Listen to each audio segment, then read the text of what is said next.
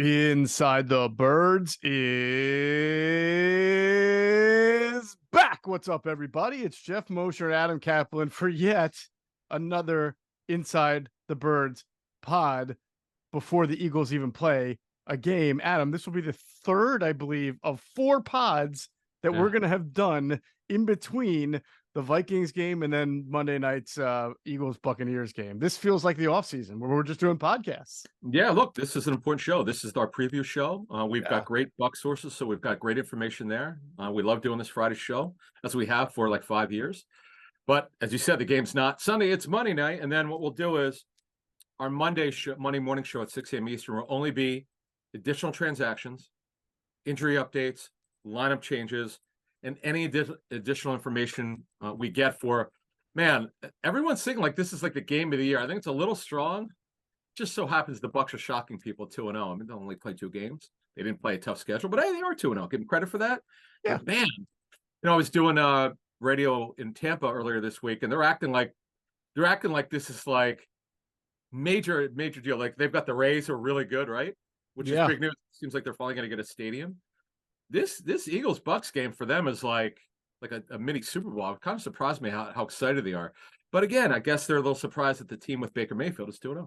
Yeah, well, I got to be completely honest, right? And I think we talked about this when the schedule came out in like, I don't know, June, May, comes out so late anymore. I remember looking at the schedule and thinking to myself, why did the NFL think it needed to put the Eagles and Buccaneers on Monday Night Football? What is it about the Buccaneers, right, that the NFL thought, yeah, this game is worthy of prime time? And oddly enough, they're one of a handful of teams that are 2-0. So good on them. I will say, just watching a little tape on what they're doing defensively, they're every bit, worth watching what they do defensively. They got some really good defensive personnel up front. And so from that standpoint, I get it. I don't know if they have household names, but they have really good players. And Todd Bowles, as always, does a great job with his scheme. And so they present some challenges for the Eagles that we're going to get into. And they do have, at least in 2 games, they have Baker at least consistent, and they're doing some things. The new offensive coordinator, things we'll talk about, where they're not exactly asking him to be a hero and win games. They've got some balance. So good on them. I'm sort of convinced that they'll be a competitive team. I don't know if they'll make the playoffs, but in that division, right, the NFC South, I mean, anybody can win that division. I know, and when you really look at that division, you scratch your head because it's one of only 2 divisions. In fact, both divisions, the NFC least, now the East, and the NFC South are the only 2 divisions where at least 3 teams are 2-0. And it's not what we expected. I mean, Atlanta is a little better than people expected. But again, you could look at scheduling. Scheduling matters. Context matters. But the thing about Tampa, and I know you're alluding to it, the Tampa's defense is really good. Yeah. They're historically one of the best run-stopping Ds. All of a sudden, the Eagles are one of the best run-stopping defenses, and there's a reason for it because they're super deep D tackle. This should be a fun game because we know what happened 2 years ago. And obviously, the Eagles are way better than they were 2 years ago, and so is Jalen Hurts. But that was not a competitive game, and I'm sure the coaches who have not moved on or have been promoted to go somewhere else, and the players are still with the Eagles. I'm sure they haven't forgotten about that game. Right. Well, I'm sure. No, they were asked about it plenty this week in the press conferences. I mean, the teams are completely different now, but it still came up in a lot of the question asking. Really with Jalen Hurts, especially because he was kind of not only did he struggle in the playoff game, especially, right, but the whole I don't know if it was NFL Films or NFL Network that caught somebody on the sideline saying he doesn't see it. He doesn't see it. Balls. Yeah. Right. And Supposedly. Right. How far they've come since then, right? And how Great far point. he's come. Yeah. That, what you just said, is probably the number one thing, his ability to process and see the field. Yeah. He's so good, Hurts, where it was so bad in 20 and 21. Yep. And it goes to show you, and the Eagles learn this more than most teams, you got to let a guy play. Just let him play and help him. That's Howie Roseman did. He got him great talent around him. Sirianni's a terrific coach. And then you have a player who wants to be great and is going to do everything he can, including getting there before the coaches do sometimes. Yeah. To be great. So it's a perfect storm. And then you got Baker Mayfield, the former first pick overall many years ago, who is now, his 4th team? Is it the 4th? Yeah, 4th. Rams. 4th team, right? Yeah. Browns, Rams. Panthers? Wasn't he a Panther Panthers, for? Yeah. Bucks. Yeah. In fact, the Rams, remember, they claimed Mayfield off waivers on like a Tuesday, and he started Thursday night and played really well, surprisingly. But Right. anyway, so it's interesting. If a guy like Mayfield, it's the first pick overall, and a guy like Hurts, who had a lower grade than he was taken by the Eagles. In fact, some teams we talked about a 4th-round grade on him.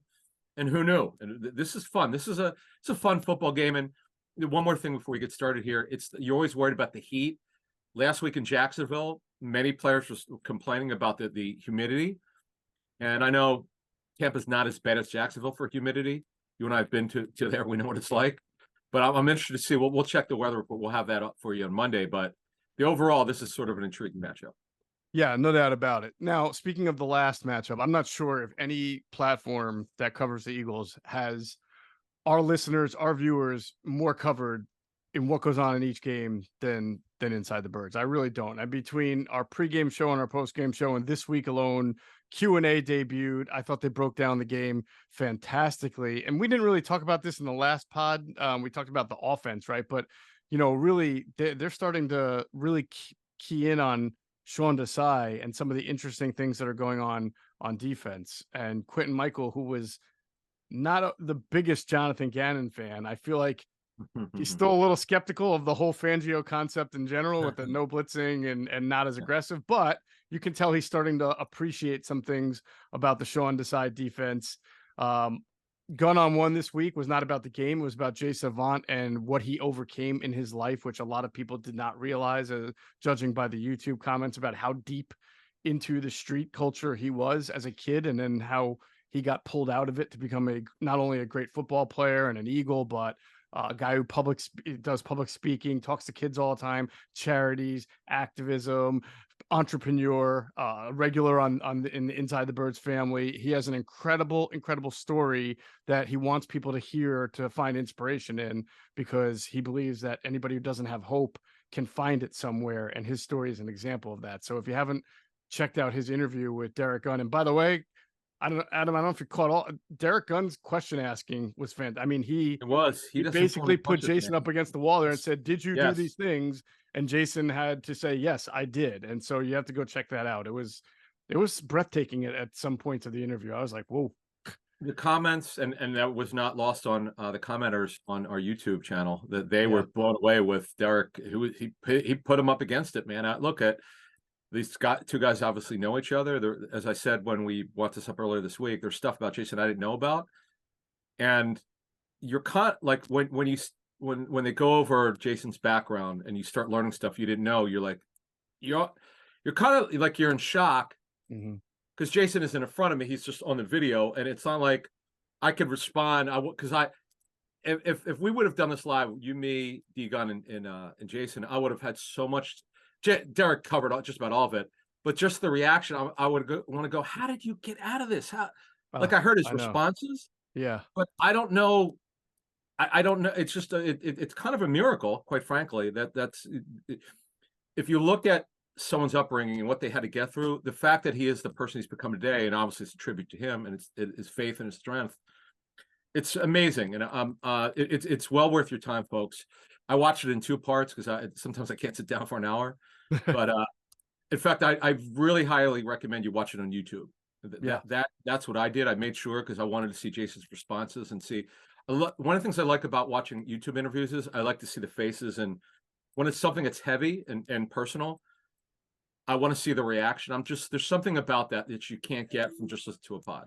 100%, totally agree. And speaking of the other platform to watch, I mean, you can watch the Greg Cosell and Clay Harbor tape breakdown show is fantastic. Now, one person commented that he was hoping it would be an all 22 breakdown show. I mean, they both do watch the all 22 and give their opinions. We can't legally use too much all 22 and on video, because of the NFL cracks down on that stuff. We've done like little snippets in the past on Q&A, or even this podcast. If I want to show something, you can do that for maybe a few seconds, but obviously, you have to be a partner with the NFL to be able to run that. So they do.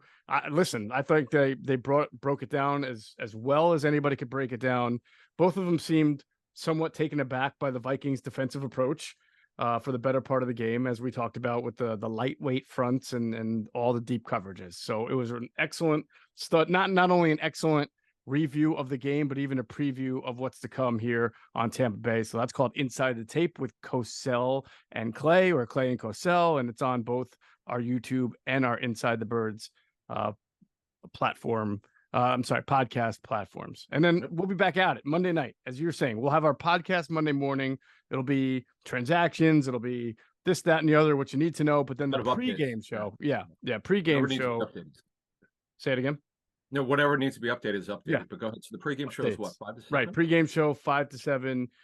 Me, Adam, Jason Avant, Greg Cosell for 2 hours there, breaking it all down. So very excited about that. And again, for our Patreon members, they got a real treat this past week because oh my God, John DiFilippo was not only awesome in breaking down. Now he's breaking down the offense, especially for us, and he was telling us not just the running game, but some of the things he's seeing in the passing game that I'm sure the Eagles are working on this week.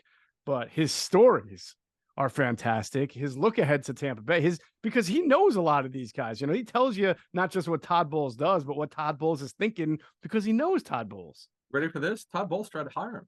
Remember, how about that interview with the Jets? Yeah, that was, I don't think that probably went over well with John when the Eagles blocked him. Although I said to him, I joked, I said, John, aren't you glad they blocked you? Because he won a Super Bowl. He's a big part of it. But John, and this is no offense to our guy Cosell and Clay and anyone else in Q&A or doing film review, his ability to describe what he saw and what he thought the coaches were seeing. This guy was an offensive coordinator in the league, and also quarterbacks coach, was incredible. John and I don't really talk before we do these things. We just go, hey, we give him a heads up. Hey, we're hearing this look like this. Could you make sure you mention it? He goes, no problem. And then he'll text me, oh yeah. He goes, I saw it. He goes, we'll talk about that. And then, but we don't want to really know what he's going to say because we want it to be sort of organic, and it was. And then the storytelling, and as someone commented, and we both, Geoff and I saw this, he is so excited to help people learn the game. And I guess that people commented on our Patreon page his energy and his passion for it. It's something else. And I don't know what to tell you. And the story that he had, that I don't want to give it away from the player, gave him literally nightmares. By the way, it is absolutely true. You hear about this when coaches say, oh, this guy kept me up at night. A player that they played when John was with a Cleveland, the defensive player literally kept him up. He actually did. And his story, I said, dude, you're making this up. He goes, no, I'm not. No, here's what I think is cool about the whole thing is that with you and I, our listeners and our audience get an insider perspective as far as what the team is thinking, the transactions, moves being made, personnel evaluations from people around the league who watch Eagles tape. And that's great. From Clay and Jason and Quentin, they get a player's perspective. Sometimes, it's a whole different world when you're talking about players. They tell you what they're feeling in the moment. Greg is great about just giving you exactly what the tape says, which is very important. It's basically what everybody uses all week long to figure out what teams do. And John brings the coaching and the instincts of a coach into it and explains why things might happen because a coach felt a certain way in the middle of a game about a certain thing that even a player might not think that way, or just someone who like us watches tape or a reporter wouldn't think. So I think we get the whole spectrum here at Inside the Birds between all the platforms of everybody who's in the industry and their kind of input onto what's going on with the Eagles. So that's a big part of it, and we're happy to do it. All right, let's get into some of the transactions. Obviously, Adam, the big news this week, and we've been talking about it, is that Avonte Maddox officially went on IR. He's got the pec injury. It's gonna need a long time to get ready. Some people are asking, can he be ready for the end of the year? I think that can't be answered right now. I mean, everybody heals differently. Everybody's rehab goes differently, so we'll just have to see how the response to surgery goes. I mean, I even heard Aaron Rodgers, right? He was talking about how he could maybe come back from his Achilles tear if the Jets are in the playoffs. I don't know if that can happen or not, but it's too early right now to tell on anybody like that. Yeah, the only question is, could he come back for the playoffs when we're talking about Max? This is way too early. And the big question is, how are they going to divvy up that role? Because Goodrich took the majority of the slot snaps.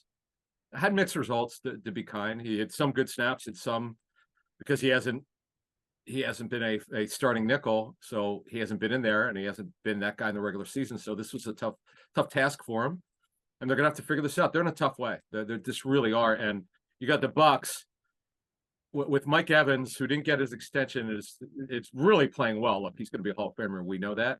Mhm. And Chris Godwin, who's really explosive. Whether he's playing more outside now because Russell Gage is out, we'll get more into that in the matchup. But it's going to be interesting to see what they can do here, because I'm sure they're working it out and seeing how it is. And remember, in our second year of doing Inside the Birds, or no, it's our first year, is when the Eagles, it was Maddox's first year, and I got to give them credit. The reporters never figured out that Maddox played safety. Remember, we were trying to figure it out leading up to the Tennessee game, and we all guessed wrong. Nobody knew because it never got out. I give the Eagles credit; they hid that thing pretty well, and we're like, "Whoa, Avante Max is their safety." Yeah. Which safety got hurt? Was it Man, so this would be 2000. 18. His rookie year was what, 17 or 18? 18. Rodney? It wasn't Malcolm. Was it Rodney? It might have been Rodney. I think Rodney got hurt again, right? He had gotten hurt and had to come out. It was. I mean, and he did a yeoman's job. I mean, you got to give the guy credit. So, bottom line is when you look at that situation. And also they said Corey Graham there in 18. But bottom line is the Eagles defensive coach, particularly the DB coaches, have a big job on their hands here to figure this out. Yeah, well, they've got enough coaches to be able to figure it out. Right? They have 4 different defensive backs coaches. They got the nickel backs coach. They got the safeties coach. They got the corners coach. They got the assistant coach. So they got a lot of coaches there to try to work through all of that. So obviously, with another thing that happened was Brady Russell, who was a tight end, was Colorado, right? Colorado kid or Colorado State? One of those two schools. Colorado, yeah. He got signed off the Eagles practice squad to the Seattle Seahawks 53. Yep.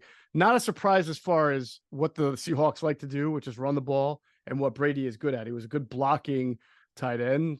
Did they have an injury or something? I haven't followed that. Will Dissly's shoulder, and Noah Fant got hurt in their last game. Oh, but this is a big ask.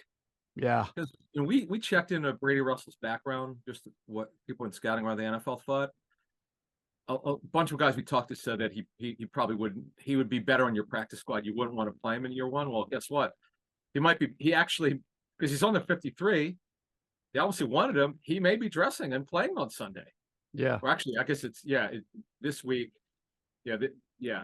So and then they play. Yeah, they actually play the Giants on Monday night in week 4. Holy smokes. I mean, good for Brady Russell, Matt Russell's nephew. Is that right? Yeah, he's the nephew of Eagles senior, senior personnel executive, Matt Russell. Yeah, and they play the Seahawks. The Seahawks host the Panthers, and they play the Giants. I think the following Monday. Anyway. Mm-hmm. So, also the Eagles, so to replace Brady Russell on the practice squad, they signed the running back Bryant Koback. He is the only, you mentioned this in the last pod, how, they really didn't have any other with Gainwell out last game, right? And Penny really not being used. They didn't have any other kind of reinforcements on the practice squad. Well, now they have one in Bryant Koback, who I can honestly say it's one of the few times the Eagles signed somebody even to the practice squad. And I say, who in the world is that? So he's a 25-year-old second-year undrafted free agent. He's got decent size, caught the ball well at Toledo. That Toledo head coach, by the way, is really good.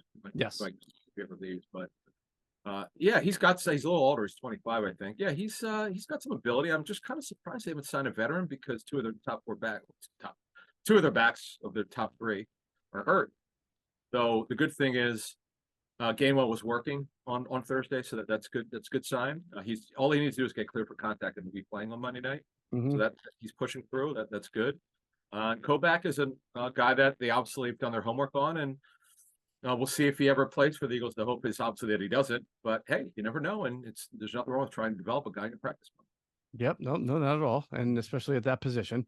So as far as the 53-man roster with Maddox going on IR, the team didn't wait around on the elevation. They didn't play the elevation game to the fullest extent with Britton Covey this year. They just signed him, so he's now a part of the 53-man roster. He did have one elevation left, but that they eschewed that process and signed him. So he will be the punt returner again, but now he's a part of the 53-man roster.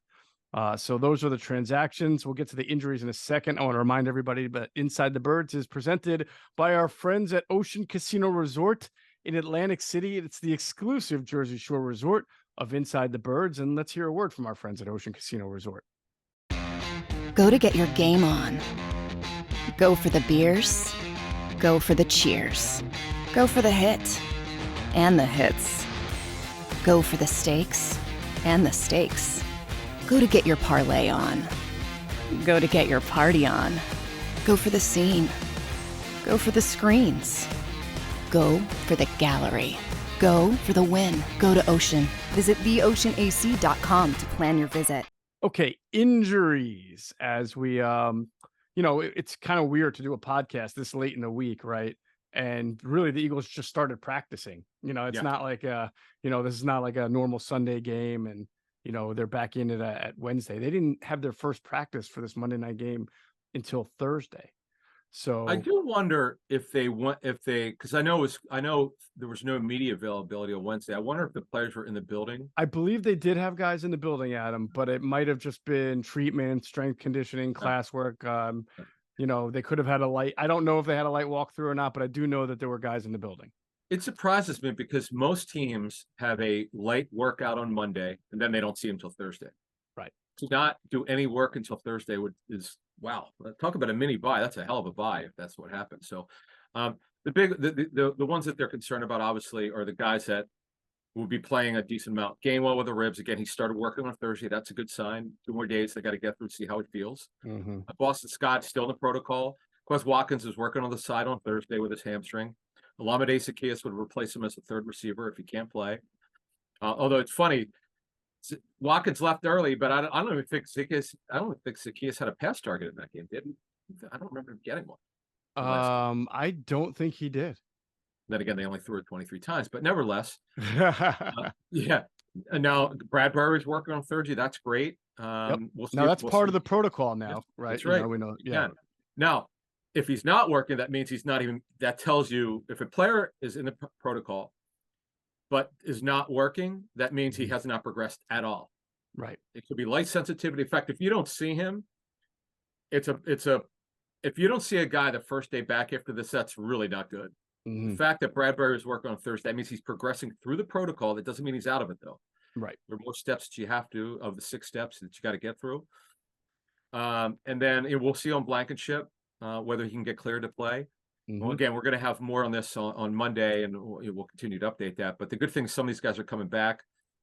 And the big one is obviously Gainwell because, yes, Swift was great. No question. He obviously should have been playing a lot more in week 1. But to protect Swift, you need someone who could grind carries. And Gainwell is good at that. For all the stuff we say he's not fast, and that's all true because that's what the tape shows. He can grind carries. He's good at that.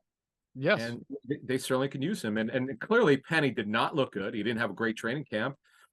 And I'm pretty certain the only reason why they used Penny based on what we saw in that game was because if you saw Swift, he left, he sat down. It looked like he had his cleat changed and he came back in like 3 or 4 minutes later. Mm-hmm. So I don't know about Penny, man. I don't. We'll see if Scott gets cleared and Gainwell gets cleared. If one of them doesn't get cleared, then obviously he'll play. Right. But you wonder, is Penny lost it? Does he have the juice in his legs? Because we were told by a good source that the preseason tape in the one game that pro scouting source that another team told us didn't look good. Didn't have any juice in his legs. Now I get that it's not a lot of work, but the training camp was not good. He clearly was their 4th back. So maybe. Look, the coaches know. I get it. They decided to go with him as a number 4 back. So maybe they're right. Maybe they're right that he shouldn't be in. But they completely missed on Swift in game 1. I know it's Brian Johnson's first game, but they cannot make this egregious error again. Swift has got to be a major part of their offense going. It doesn't sound like they're going to make that mistake again. If you listen, and then listen, sometimes Nick just says stuff, but he definitely talked about going with the hot hand and that he feels Swift is capable and has taken care of his body enough to handle another big workload. So we'll just see if he will. I'm very curious to see if Gainwell is healthy and Scott is healthy. And if everybody's healthy, let's remove Penny from the conversation for the moment, but just how the running back, the runs, the carries specifically are divvied up Monday night against the Buccaneers, because that'll be a little bit telltale. And by the way, for the record, Nick Sirianni, again, he's not always right, as Adam pointed out, or sometimes takes a leap with his injury information, but he did say he expected the big 3 who missed that game against Minnesota to play. That would be Blankenship. He said an opportunity. He didn't say they play, so they have an opportunity to play. Just to be I think he used the word expected. Go back and look. I could go back to the script because I remember like, oh wow, he thinks they've got a chance to play. Great. Good. Right. But I appreciate him being that forthright. And by the way, he was right because they're working. Right. That's good. He's worded in that context. And it's funny because on Thursday, the reporters were grilling him. He goes, I don't talk about injuries. Oh, but I know. understand you have to ask. But it was a good question because the question theoretically was not about an injury. If you're out of the protocol, which was the question, is James Bradbury out of? Then you're not injured, right? Like so. By the way, coaches always. Ron Rivera is good with it. They won't talk about. They're not supposed to talk about where the guy is in the protocol as they go through it. But if the guy's out of it, why can't you say that? That's my point. It's not technically an injury at that point. He's out of it. So, and one little nugget for you: when the player's listed in full with a concussion, he's at the last. He just has to get final clearance from an independent neurologist. Right. That's it. He's already passed every test. It's a little nugget for you based on asking about it. How to read these injury reports, because it's when they used to do probable, questionable, doubtful, or out. You would get it more definitive, and teams were sick and tired of having to declare someone on Friday or be so definitive. So they do this stupid limited thing, which is less than your normal repetitions, but that could be too less. Right. It's kind of annoying for people who play fantasy. I get it. And we all are annoyed by it. But anyway, so we'll see what happens here with these guys. But all right. And by the way, to your point, the exact verbiage from Nick Sirianni was, quote, "We feel good. Everyone has a chance to play this week." So it's like, we feel good. Everyone has a chance. So there's a little semantics in there. That was good. But you know what? That is actually that's information that if you're an Eagles fan, you could feel good that they have a chance to play. Like, there's either a chance to play or not to play. There's no gray area. If you think he's got a chance to play, he's probably going to work. Guess what? They're working. There you go. Right. All right. As for the Buccaneers, they've got 3 guys on injured reserve that would ordinarily be, on the field for them. The big one is their center, Ryan Jensen, who continues to be out with the knee. This goes back to like last year, and it's unfortunate. Feel bad for a guy who work his way back and just not be able to get out there and go back on IR again.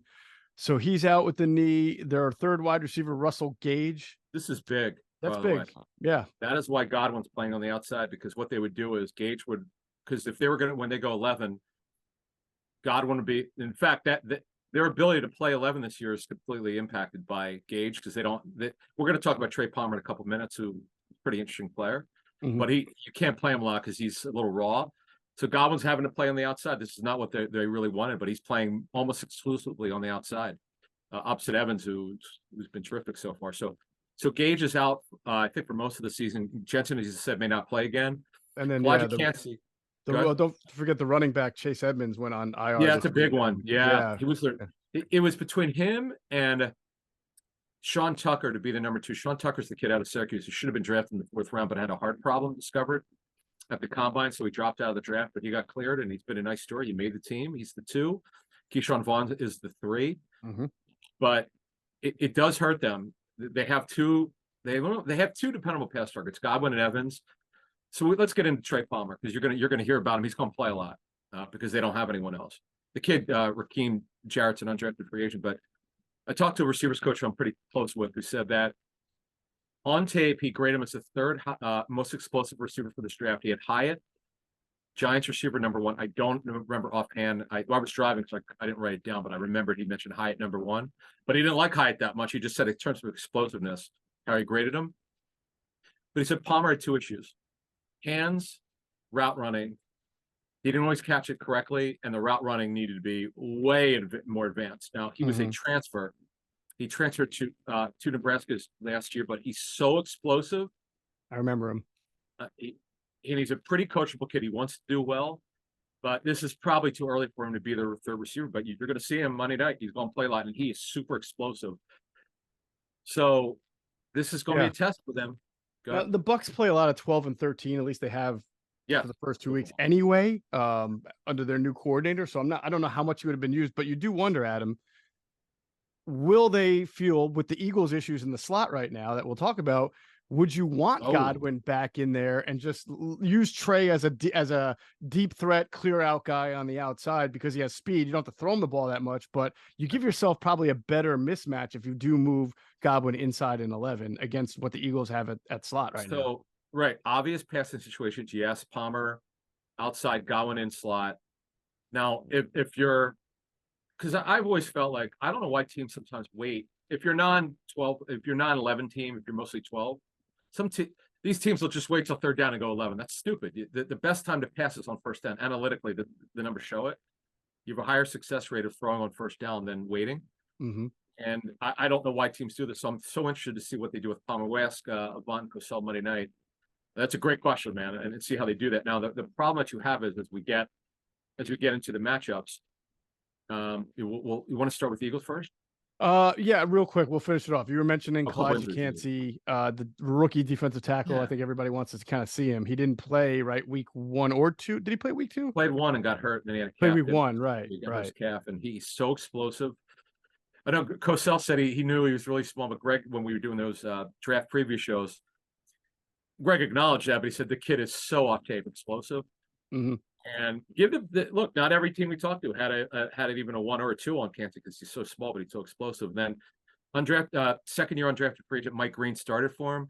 Carlton Davis did not play with a toe injury last week. That they got away with it because they played the Bears passing game. Yeah. Zion McCollum, his brother Tristan, is on the Eagles practice squad, who is without that great senior ball, he may not even gotten drafted, I was told. But analytically, I know the Eagles liked him for that draft, but the analytical data, any teams are in it super in the analytics like the Eagles, this guy's going to be high on your list because of the height, weight, speed. But he's a guy, if Davis can't play, I'm going after McCollum. I know he's got size, but he's inexperienced. And yeah, Jamel Dean's really good on the other side.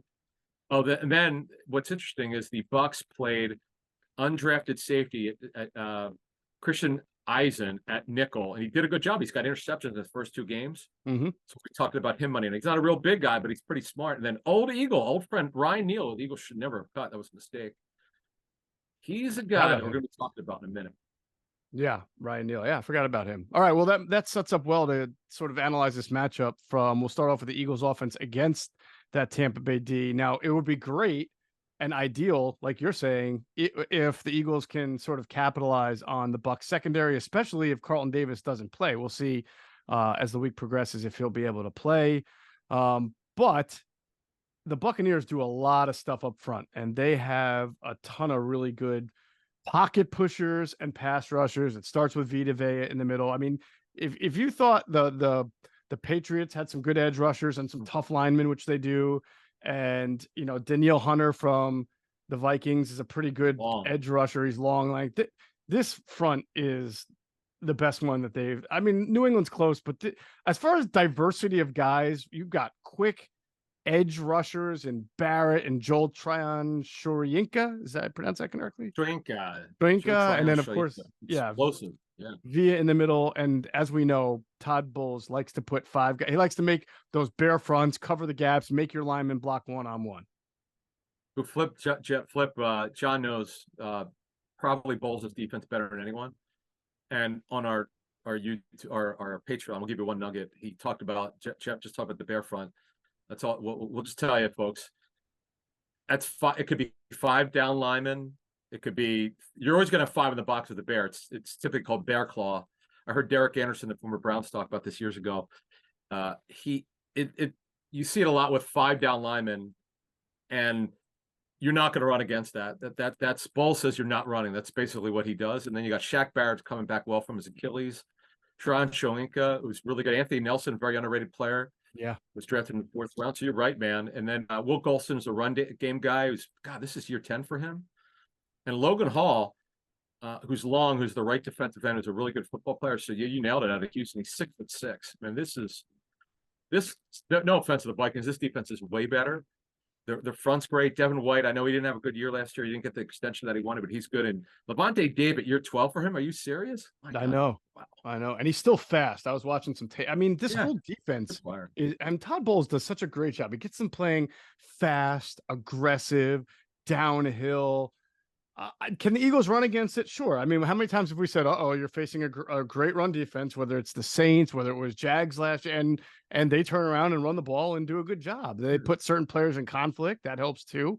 But I do think in general, they're going to want to get the pass game going if they can block this up, because if Todd Bowles is going to bring a lot of pressure, theoretically, there'll be some one-on-ones. Now Bowles will blitz out of zone, but the bottom line is numerically, if you're sending 6, that only gives you 5 to cover, whether it's man or zone. So that gives you an opportunity to make plays. And Adam, if the Eagles are going to get right with their passing offense, Monday night is either an opportunity to do that, or we're going to come out of this game being like, man, there's still something wrong with them, you know? Yeah, and just to say against the run, I remember DiFilippo telling me you could run against 11. You could run against 10 players. You just have to angle your line. You go 12 you go with 12 or 13 personnel. Yeah, you could run against any front. That's a medium misnomer. It's not correct. You could run against anyone. They loaded the box. You can't run against me. Of course you can. It doesn't make it's not easy, but you have strategy against it. They know what they're up against. This is a really good defense. Bowles and this guy Casey Rogers, who's been with Todd, whether it's and Larry Foote, by the way, Larry Foote, former Steeler linebacker with the Cardinals as well. So they all know each other. They work very well together. Keith Armstrong, one of the best special teams coaches. We don't really talk about that a lot. You mentioned Dave Canales, the first year OC, was really running a West Coast offense. So we'll see how this handles it. But the Eagles are so good with their pass protection.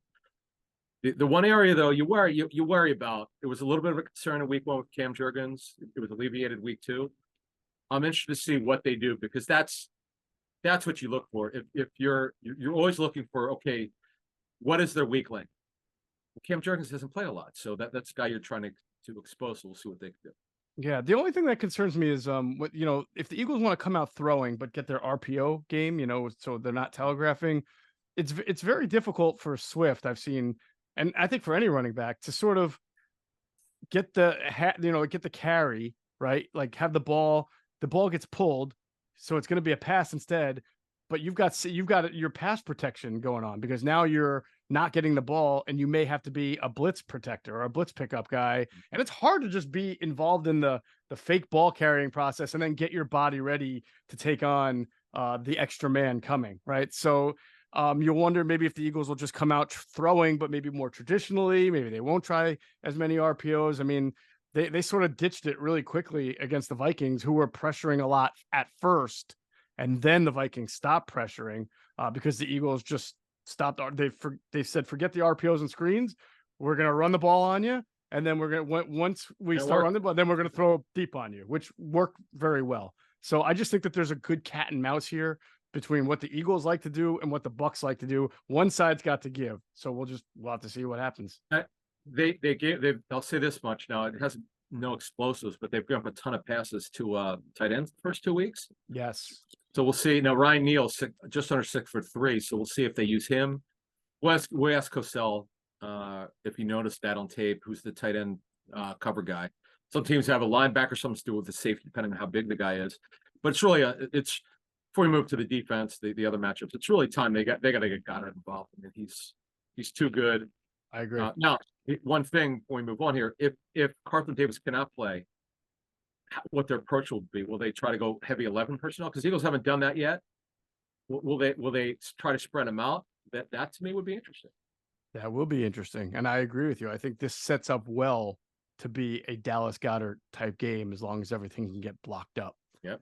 All right, you want to move on to Eagles defense against this Buccaneers offense. Oh, yeah. First, we're going to tell you to check out our friends at phlsportsnation.com. They're enhancing the fans' experience with their coverage of all Philadelphia sports teams, for the fan, by the fan. That's their motto, so make sure you check them out at phlsportsnation.com and on Twitter at phlsportsnation.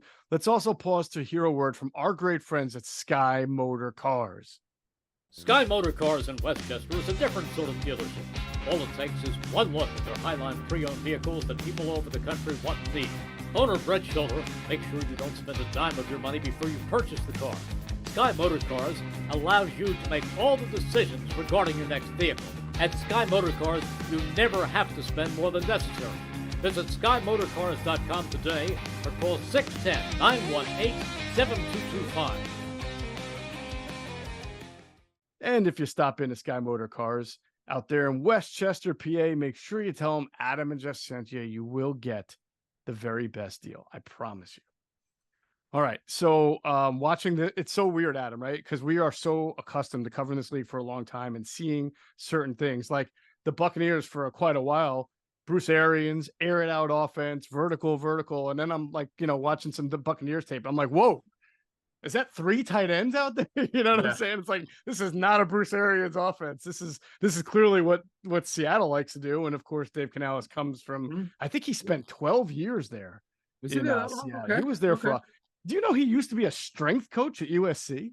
No, I didn't. I know a little bit. I've been to this good Seahawks camp a lot, but I don't know much about his background, but I know what kind of scheme he's running, and it's West Coast. So Definitely. the way that they're going to do this, Kate Otton's their pass catching tight end who's in his second year.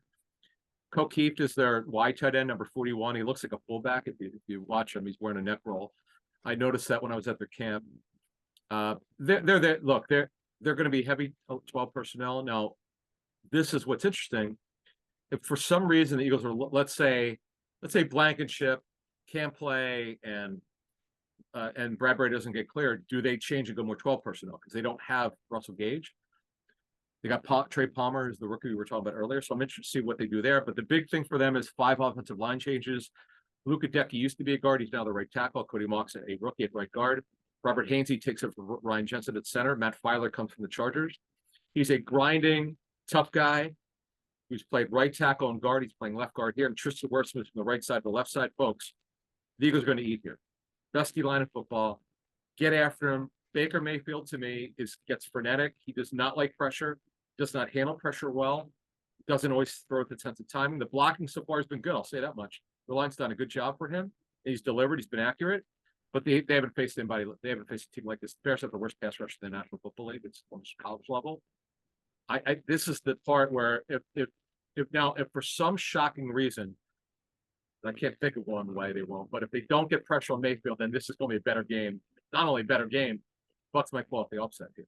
Yeah, well, you have to think 2 things, right? If the Bucs are going to stay with what they've done and play a lot of 12 personnel and sometimes 13, you got to think you'll see again, maybe a return of the 5-man fronts for the Eagles. They're going to want to match the Bucs being physical with them being physical and having more bodies up front. It would be nice to see Hassan Reddick sort of get back into his groove. I think playing with his hand wrapped has been difficult. He has 1 quarterback hit right now and 1 tackle. He just has not been much of a factor. No, he has been chipped. He has been, obviously they're paying attention to him, and it hasn't hurt them overall because they've gotten good pressure. So other people are being able to kind of get one-on-one blocks because of what he's the attention he commands.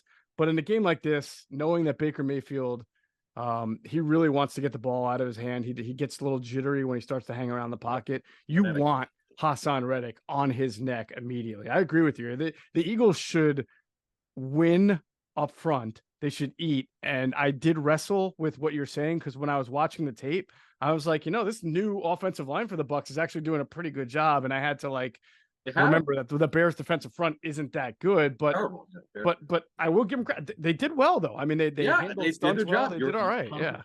You're very fair to say that because it's the truth. Tape showed, but they haven't faced a good D line yet. Like the Vikings are, as we talked about prior to the game, and it turned out to happen. The Vikings are long on the outside, but they're not stout up front. They let Dalvin Tomlinson walk, he's one of the best run stopping D tackles in the league. They didn't do anything to replace him, so he was taking advantage of it. But we'll see what happens in this game. Yeah, I give the Bucs all the credit in the world. They've handled it so far. Give Canales and their coaches credit on offense, but they've not faced the front like this. And he's number 98, Jalen Carter. Yeah. So obviously, when you look at this matchup, the biggest concern though is if they can protect Mayfield, is how much can he shred a patchwork right now, Eagles secondary, and who's going to be playing the slot for the Eagles? Is it going to be Mario Goodrich? Is it going to be some James Bradbury? Is it going to be Justin Evans? Justin Evans had some rough snaps against Hawkinson in that Vikings game. I mean, he's had some, everybody in the defense other than Slay has kind of had it rough so far in the backfield. Geoff had some really good moments in that game. He did. A couple of miscommunication issues. That's going to happen, but certainly encouraged with Joe. But Mike Evans did get his extension. He's off to a great start. This game's at home. He's definitely going to be a Hall of Famer someday now. On Godwin, here's the thing. The Bucs know. They know who's on the injury report. They understand that Maddox is out for the season or whatever. The Eagles aren't saying exactly when he can. They know they're not going to see him this week, and they know that the Eagles are shuffling here. Anyone who goes in to play the slot probably shouldn't be there. I mean, I know this is what the Eagles have to do with, but they know this. But they're going to go after it. Godwin should. I would answer to just discuss with the best part of all the show today is what you brought up about Godwin. Will Godwin play the slot more? I would. I would. He should crush the Eagles, whoever they line up in there. Bradbury's long, but he's not a natural slot. Right. No. I would love to see Sean Desai say, you know what? I love how you just phrased it. Whoever's playing in the slot shouldn't be playing. And I would love if Sean Desai just said, you know what, screw it. I'm going to blitz the slot every play like we did, like the Vikings did with Winfield or, against Michael Vick.